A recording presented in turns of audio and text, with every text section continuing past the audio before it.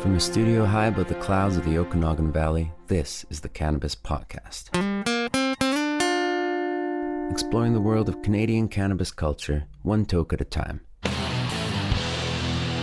Now, here's your host and bud tender, Gary Johnston. Let me welcome you back to episode 130 of the Cannabis Podcast. If this is your first time visiting us, well, I hope you're going to enjoy the next 30 or 40 minutes of cannabis information and an especially warm welcome for you. Now, let me remind you, this program is intended only for those 19 or older in your jurisdiction and is intended purely for entertainment and perhaps educational purposes. You should always consume your cannabis responsibly. In this episode, well, we've got a few things we're diving into. How about child-resistant cannabis packaging? Many of us would say it's actually senior and adult-resistant packaging that's in cannabis. We have so much trouble opening it. But it is really important that we keep it out of the hands of kids. We have a story on that and why that's so important. You may have heard about Delta 8.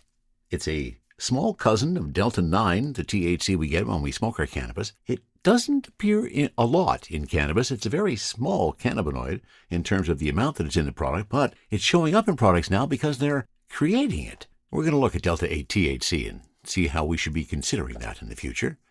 Also, I guess this is not hard to believe.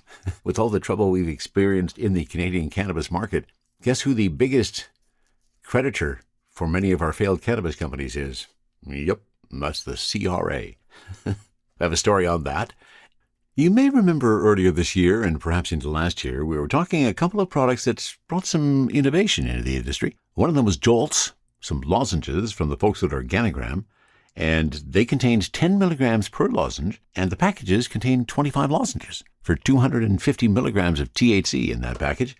And then we also had a product from Glitches from Aurora, and they had 10 milligrams per gummy and 10 gummies in the package for 100 milligrams in the package, when, of course, edibles are only allowed to have 10 milligrams of THC. Well, there has been some news in the Health Canada action over that event. A judge has declared that they need to rethink their decision. We have that story for you. And on Cultivar Corner, we are actually not sampling BC weed. I know I tend to do a lot of BC weed on Cultivar Corner. This is some product from Alberta, and this is Galactic Glue from Virtue Cannabis. All of that and more on episode 130 of the Cannabis Podcast. And because the Cannabis Podcast does not occur in a vacuum, there is stuff happening in our world all the while we are producing this podcast.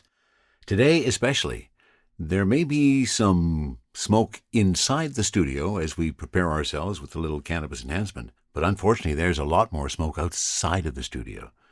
Located in the Okanagan Valley, and right now there are 3 or 4 wildfires occurring virtually all around our city. And this valley is completely encased in smoke at the moment. I mean, totally encased. It's difficult to breathe if you go outside. It's that thick, so a lot of people staying indoors these days. Well, the last couple of days, thankfully, it's only been happening the last day or two. A lot of people evacuated yesterday. We actually closed our store early because our staff had to evacuate, and we had to support them in that. It is a wild time. A wild time. Thanks so much to the firefighters, all the first responders that are out there diligently working. I don't know how those firefighters do it. Working those long, long shifts in that hot heat. God, that's got to be a brutal environment. Thank you so much for the efforts that you put forth in it. We will get through that. I have no idea when this is going to end.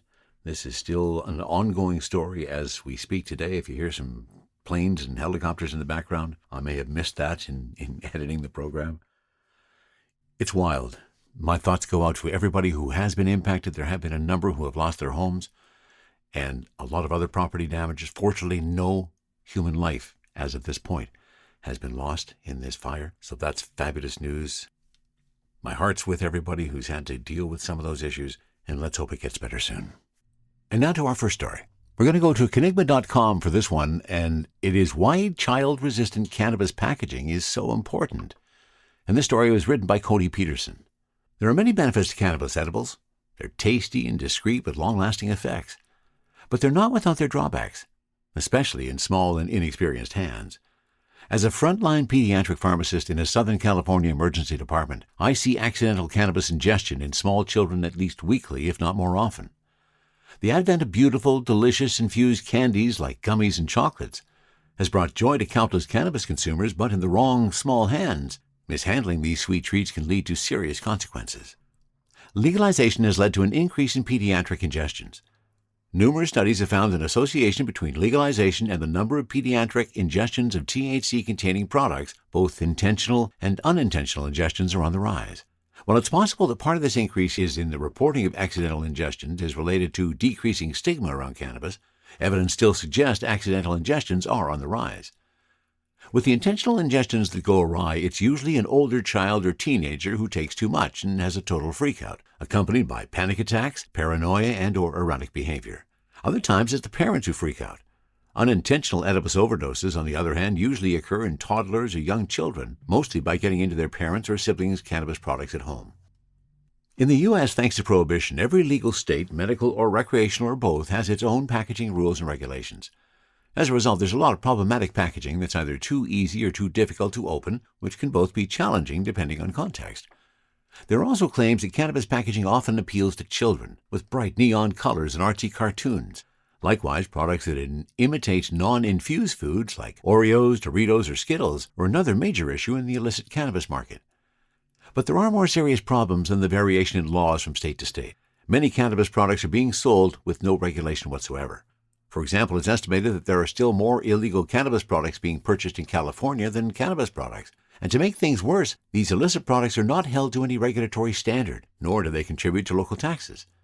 Moreover, legal Delta-8 THC and other intoxicating hemp-derived cannabinoid products generally fall into this unregulated category. Because the process of producing these cannabinoids from hemp is not simple chemistry, scientists have raised concerns about the safety of these processes and the byproducts that are produced while converting CBD into THC. And as a sidebar, we will have another story later in this episode talking about one of those derivatives of Delta-8. End of sidebar. What happens when children accidentally eat edibles? A recent study in Canada found that in the 4 years since commercial cannabis edibles were permitted for sale, the rate of pediatric hospitalization for accidental ingestion doubled compared to the previous 4 years. THC-containing products are increasingly to blame for children showing up at the emergency department. And while serious injury or long-term effects from a one-off accidental ingestion is rare, there are side effects, and they can be very unpleasant. It's not uncommon for children to become so sedated that they are admitted to the hospital with concerns around their breathing or ability to maintain proper vital signs. As anyone who's eaten too much THC will know, side effects can vary widely, from dizziness and vomiting to sedation and stupor. In children, because of their small body size, a relatively small dose of THC can have strong effects. Serious side effects can include vomiting, severe lethargy, the inability to walk, blood pressure problems, slow breathing, confusion or agitation, and even seizures have been reported on rare occasions. To childproof something means to ensure that no child could ever gain access to it.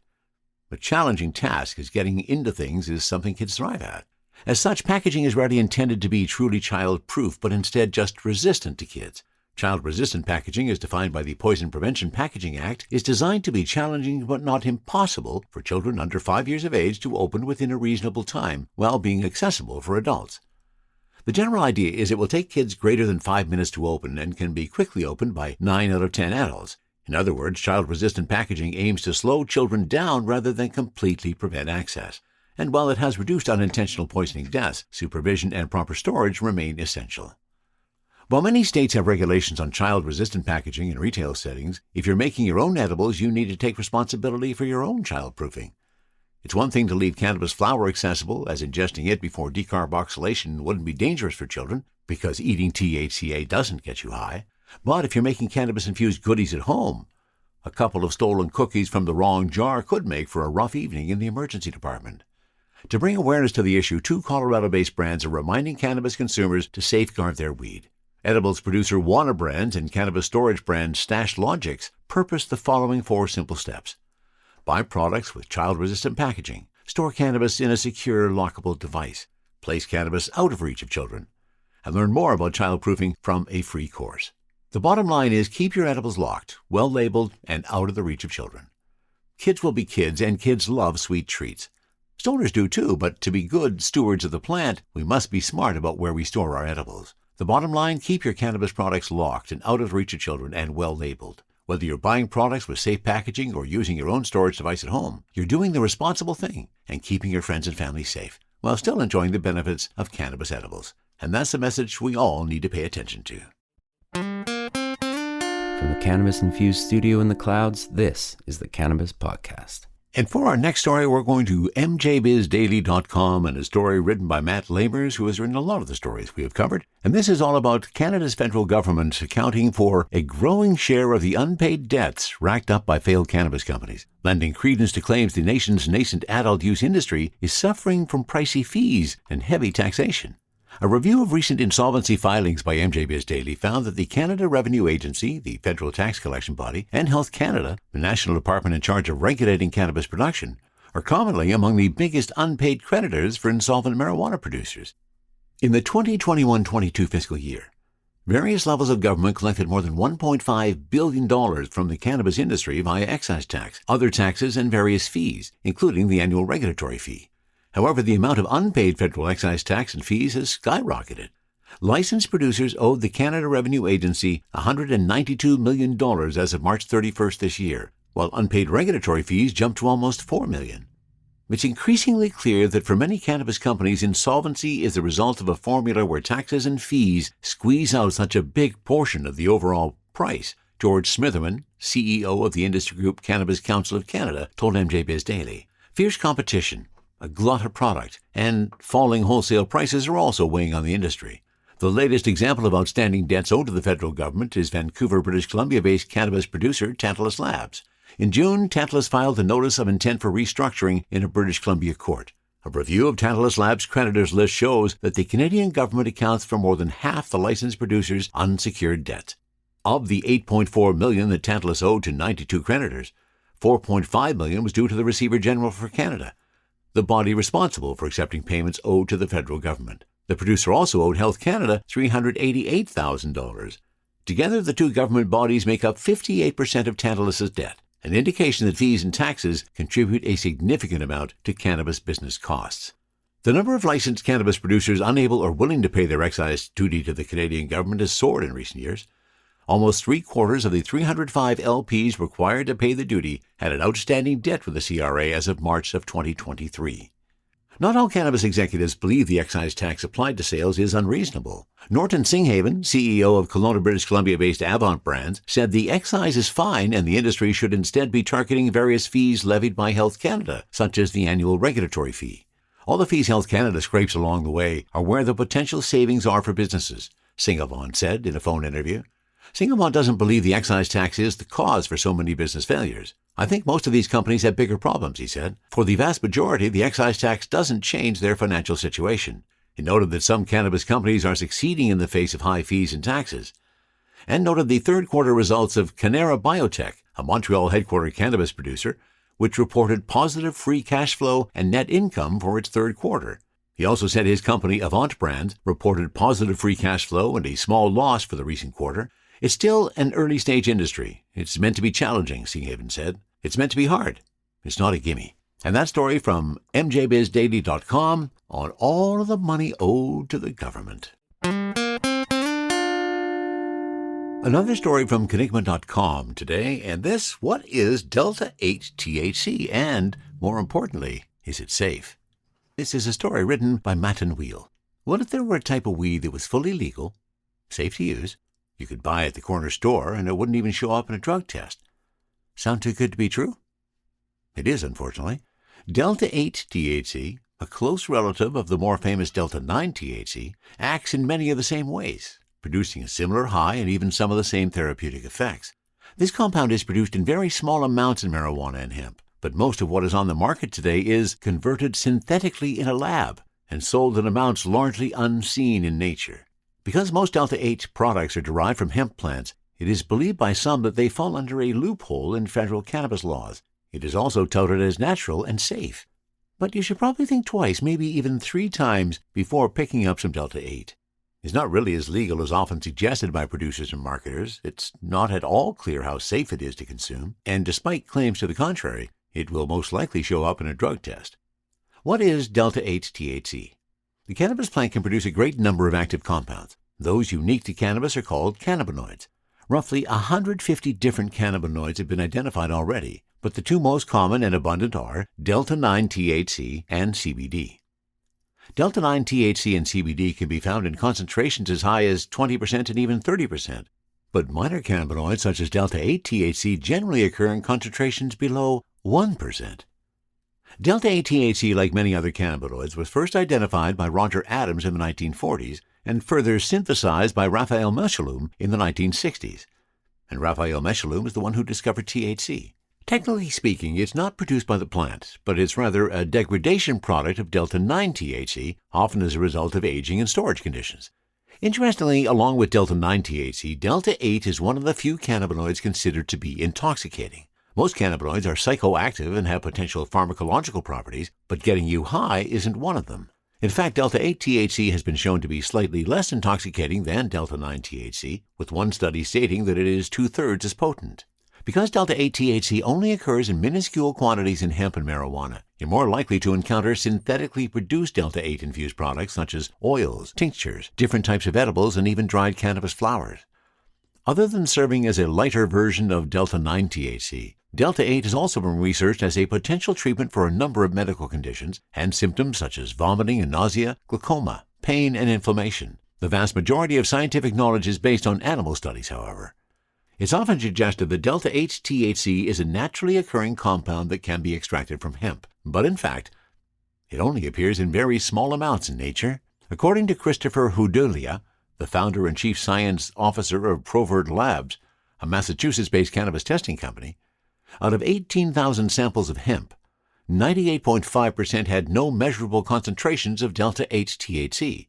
Of the ones that did contain Delta-8, the average concentration was only about 0.0018%. Although Delta-8 is naturally occurring in marijuana and hemp plants, yes, they are the same plant, Houdelia told Seed and Stem earlier this year almost all of the Delta-8 on the market has been converted from CBD through a synthetic process. While there's at least one U.S. patent on a method for extracting Delta-8 and no shortage of YouTube tutorials demonstrating the process, it's not necessarily a good idea to consume such products. Unless it's being manufactured by a qualified company in a proper facility, the total lack of regulation means that anyone could be converting CBD into Delta-8 THC in their garage without any standards or oversight. It would be unwise to assume that just because Delta-8 products are available to purchase that they are safe. When it comes to safety, the two main factors to consider are production, standards and regulation, and research. With regards to production, there are no regulations or standards, which means anyone can be making these products in their garage and distributing them with nice-looking labels in stores or online. Those labels mean very little, however, without reliable and regulated testing requirements. Maybe the label says there's no Delta-9 THC in the product, or it says there are only natural and safe ingredients. In a regulatory framework without standards or oversight, none of this matters. You have no way of knowing whether the label information is accurate. The issue has already been identified with CBD products in the past. And it's very likely that Delta-8 THC will show up in a drug test, but it depends on a few factors. There are different ways to test drug levels in your body, including testing your saliva, urine, blood, or hair. Of these, urine testing is the most common, and it actually tests for a THC metabolite, what's left from THC after it's processed in your body, named D9-THC-COOH, not the presence of Delta-9 THC itself. The most frequently used urine testing methods, immunoassays, are not very reliable and can produce both false positive and false negative results. A second method, gas chromatography/mass spectrometry, is more accurate and is often used as a follow-up test to verify positive results from immunoassays. Unlike immunoassays that screen for a range of metabolites, however, the GCMS would have to look specifically for D8-THC-COOH in order to detect it. So whether or not Delta-8 THC is to be detectable depends on the type of test used and on whether or not it is looking for D8-THC-COOH. So you can make your own decision about whether you want to follow down that Delta-8 path. It has not appeared in a lot of products in Canada yet. It is coming soon. So be aware of that when you make your own decision. THC, CBD, terpene profiles, what's in me? Oh, please explain to me. Cultivar Corner, Cultivar Corner, oh yeah. Cultivar Corner, please explain this stuff to me. On Cultivar Corner today, may seem strange, but we're leaving BC. I know we've done an awful lot of BC bud in Cultivar Corner over the months and years that we've been here. But I came across some bud from Alberta from a company called Virtue Cannabis. and decided it was time that we gave some Alberta bud a little bit of a try. Oh, my. This is Galactic Glue. Now, Virtue Cannabis fairly new to the scene, and that's pretty evident when I go onto the website and I check their website, and all I have is a Contact Us page. No details on there, so I had to go elsewhere to find the details for Galactic Glue. Very, very nice, and it smells that nice because my terpenes are sitting at 4.5%. So let me give you the details. This is from a strainy.ca, which I'd never heard of before, but I found this link. Galactic Glue from Virtue Cannabis. It's a sativa-dominant hybrid, which is good for today, because I'm into my weekend and ready to do a bunch of stuff today. Perhaps a nice round of golf would be nice, too. Galactic Glue is a sativa-dominant hybrid from Virtue Cannabis, bred from Gorilla Glue No. 4 and Original Glue. With terpenes like myrcene, beta-pinene, humulene, and limonene, the strain has a scent and taste of gas, earthy and sour. The effects include a body high, euphoria, and upliftment. Upliftment? I'm going to have to check that word out. The terpene profile. On my bag, it tells me my terpenes are sitting at 4.5%. And they do. Look at the back of the bag. They have done a nice job of identifying all of the various terpenes and all of the various cannabinoids. Myrcene is sitting at 17.2, limonene 4.8. Those are the milligrams, by the way, not percentages. Pinene at 3.02, caryophyllene 2.97, some guanine 1.6. There's some humulene, some bisabolol, linalool, osamine, and other. And I always like when they have the other for the terpenes, because it's often the biggest amount. So the total terpenes, 44.62, gives me my terpene total of 4.6. So my THC on the Galactic Glue is 31.4. My terpenes are sitting at 4.5. What are the common effects? Body high, euphoric, and happy and uplifting. Your aromas. There's definitely some gas. There's some earthiness, and there's a bit of sour tones in there too. Pull out one of these. Oh, very nice bud. Looks like a nice sativa bud. Could have been trimmed a little bit better, if I'm being honest. And I guess that's what Cultivar Corner is all about, honesty, isn't it? So as I look at this fairly substantive bud, and yeah, I am going to say it could have been trimmed a little bit better. And this one bud is sitting at 1.84 grams. And I do see a fair amount of sugar leaves that if I were in the trimming stage, I probably would have cut off. Nice aromas, although not as big on the actual bud as I might like to have thought. I think I just hit the microphone there. I apologize for that if that's the case. And now I got my jeweler's slip going, and let's take a peek and see what we got on these. So again, yeah, the trim could have been a bit better. Bud not quite as tight as I would like to see. But then I have some of that same problem when I'm doing the curing of my own cannabis. What do we got for trichomes? I'm not seeing deep, vast trichome fields here. There's a bit of frost on the leaves. Definitely some red pistils in there. Dark green. Perhaps not as fragrant as I would have thought with terpenes at 4.5. But nonetheless, I think it's time we get something ready here. And we are going for a double banger today. I'm again going to use my Air Max for my vaporizer component, and we're going to roll a joint to get the other side of that component. So again, gas, earthy, and sour are my aromas. I'm going to pull a bit off of this big bud. Going to put that into my grinder, and let's see where we go to. So I have my Air Max warming up. I have my joint all ready to go. So I think it's time we give Galactic Glue from Virtue Cannabis a try. To recap, THC sitting at 31.4, and my terps sitting at 4.5%. Total cannabinoids, 372 milligrams of cannabinoids in this puppy. So while that Air Max warms up, let's start the joint. This is Galactic Glue from Virtue Cannabis out of Edmonton.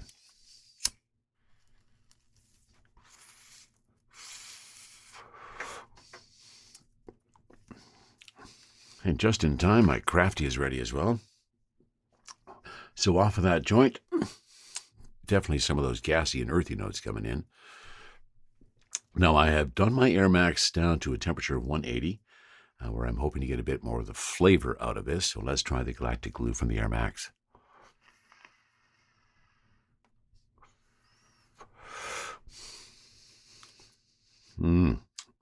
Okay, definitely more of the earthy, a bit of the sour notes when you pull it through the vaporizer.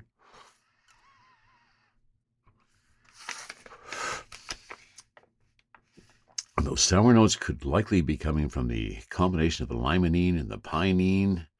Could be the caryophyllene as well. The myrcene is definitely supplying those earthy tones.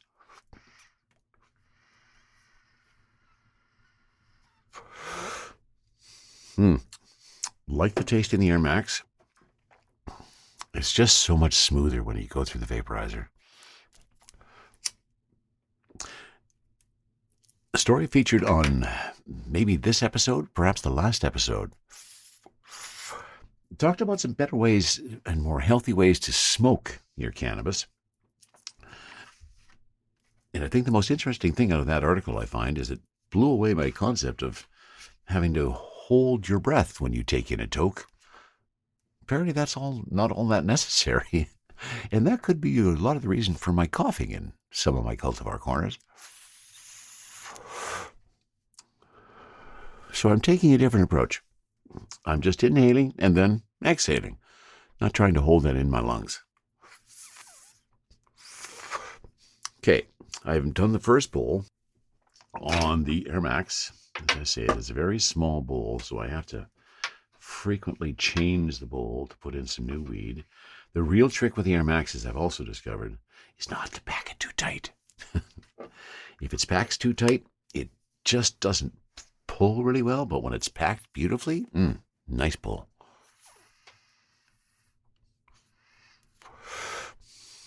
And as I say, really liking that gassy notes. And that earthiness that comes along with myrcene is one of my favorite notes in cannabis. Just, you know you're getting high when you can taste that earthiness.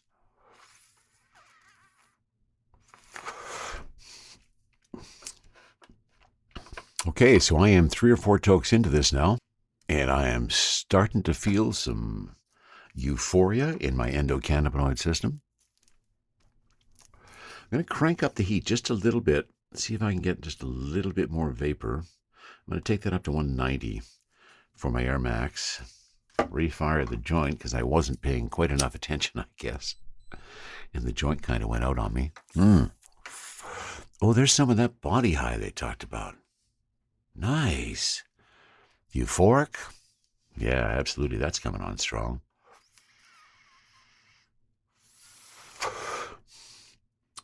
Take the temp up a little bit.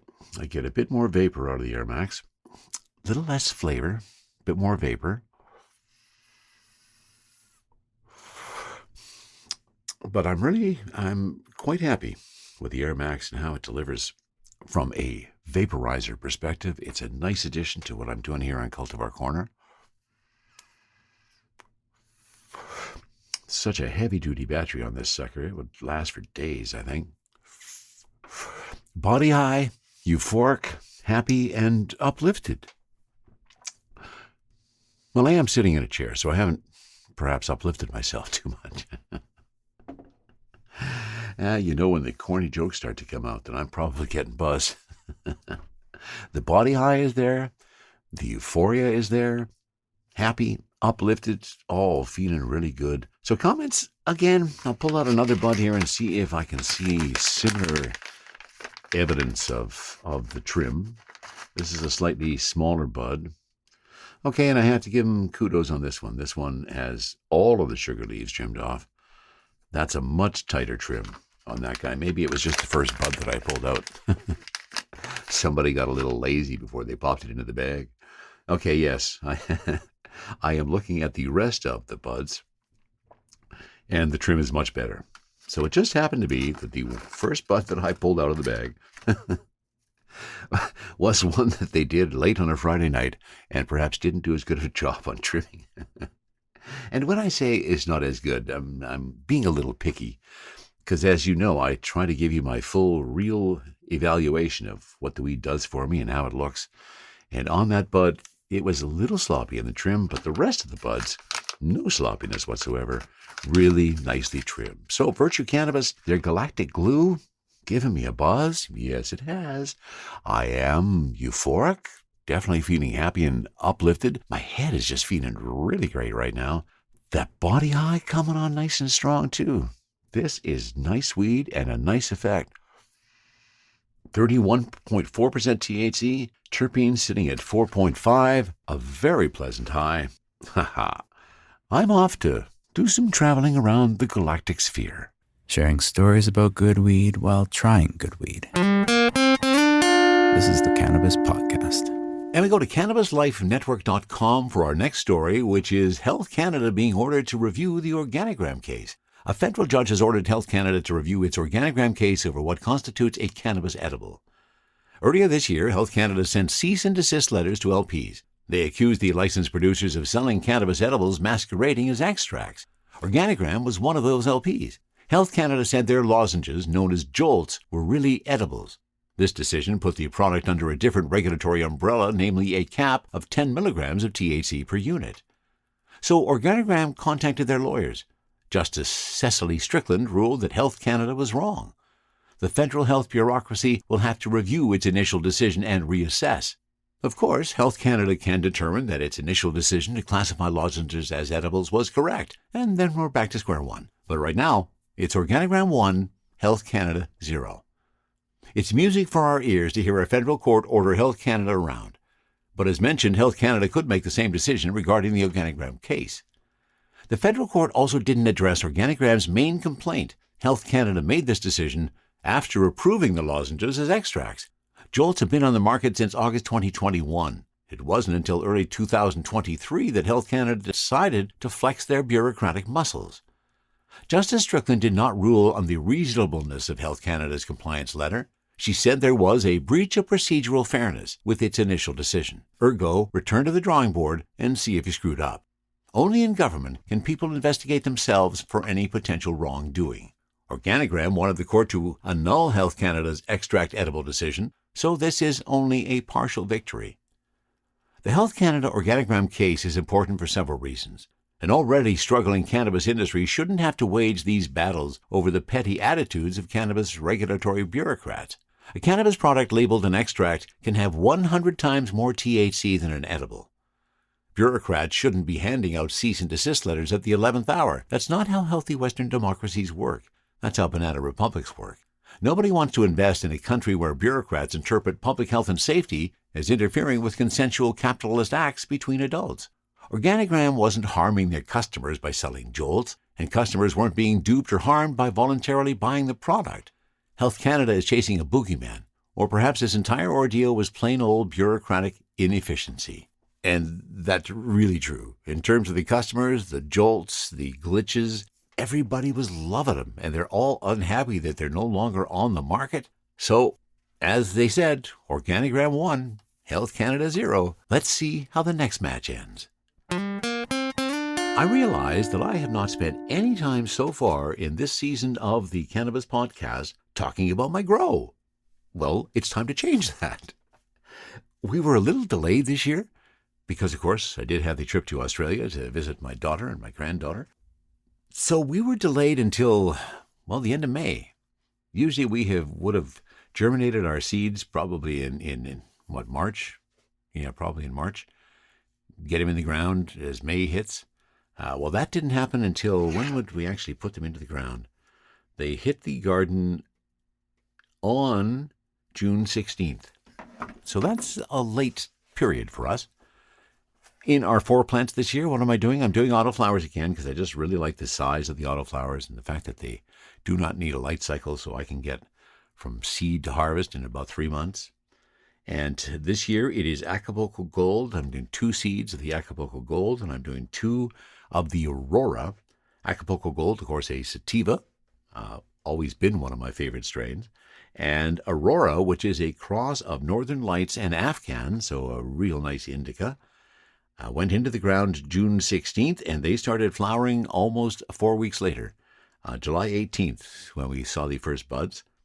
And since they both have a 9 to 11 week flowering cycle, that means it's going to be sometime in September, near the end of September, by the time they are finally finished. And I have to say, I'm surprised by that, because I was out looking at the plants this morning, and the buds, they are really chunky already after 4 weeks of growth. And I can't imagine how fat they're going to be after another 5 weeks. But I'm going to try to be patient. I don't want to pop them too early. I haven't done any investigation as far as trichomes yet. I figure it's still far too early for that, but I think I'm going to take a peek, because there's a couple that I'm thinking they're getting pretty heavy and pretty weighty. I might have to support them, in fact. But so far, I'm really pleased with how they're growing. We trained them as we have done with our autoflowers for the last few years. And so I've got a fair amount of product on each of those plants. There's probably 7 or 8 colas that are developing on each of them right now, and many more on the inside. Really nice, chunky. I love the size of them. They're growing really well. I'll keep you informed as the harvest happens, probably a month or so away before we start popping those down and putting them into the dry cycle. Always have some fun growing the cannabis. We are using fertilizer again this year. That could be one of the reasons why our buds are so chunky. Looking forward to the harvest. And again, I'm probably about a month or so away, and I will share those details when we get there. Let me thank you for being a listener of the Cannabis Podcast. I so appreciate that you are here. It really matters to me. Let me also give out some shout-outs to some of my supporters. To Kevin and Jordana, supporting me at buymeacoffee.com/cannabispodcast. If you feel so inclined and want to buy me a doobie, you can do the same by going to that address. Also, thanks to Tony, Roger, and once again Rob, being patrons on Patreon. And you'll find the links to both Patreon and the Buy Me a Coffee Cannabis Podcast link in the top right when you're on the show page. I thank you so much for your support. If you ever have a comment on anything you hear, please send a note to info@cannabispodcast.com. That's it for episode 130 of the Cannabis Podcast. From the cannabis-infused studio, high above the Okanagan Valley, this was the Cannabis Podcast.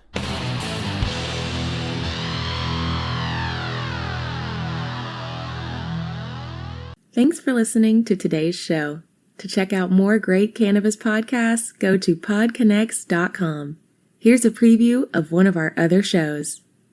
Hey everyone, it's Ryan from the Cannabis Connoisseur Podcast. If you're looking for ways to utilize cannabis to keep you healthy, strong, and sharp, come join us every Wednesday where we dive into the best ways to use cannabis to optimize your life. Topics include cannabis and athletics, cannabis for productivity, cannabis for anxiety, cannabis for a healthy immune system, and so much more. If you're a curious connoisseur, this show is for you. So please head over to our page, and we're looking forward to seeing you this week. Bye.